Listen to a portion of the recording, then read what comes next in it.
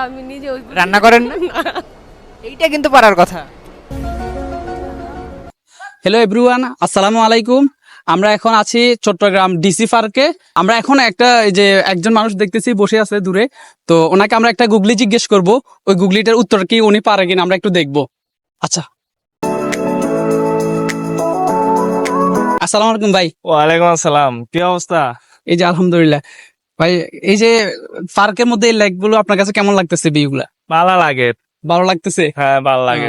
আপনাদের বাড়ি কোথায় ভাই? রান্না বাড়ি তো ফেনি। ফেনী। ও, সেই জন্য কথাগুলো দেখে একটু মানে অন্যরকম লাগতেছে আর কি। তো আপনার নাম কি? মাসুদ। অন্যরকম মানে বুঝলাম না।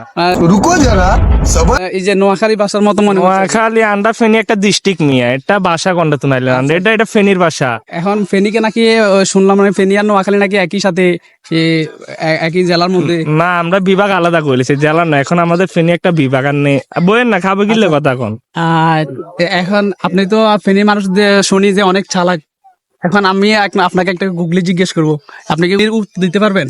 हम मालूम है तेरे बाप को मत सिखा। চালাক ফেনির মানুষ তো জন্ম তো না চালাক, এটা কই লাভ আছে না বুঝেন না। অঙ্গা গুগলি যে কইবেন জন কোন না সমস্যা কি আর। ঠিক আছে।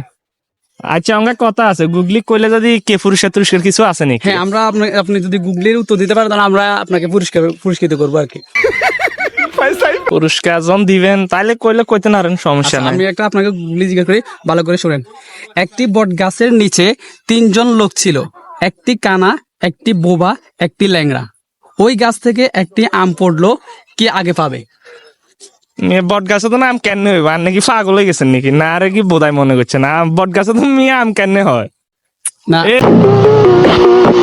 এই যে- গেছি মিয়া, আচ্ছা ঠিক আছে। দেন, ভাই।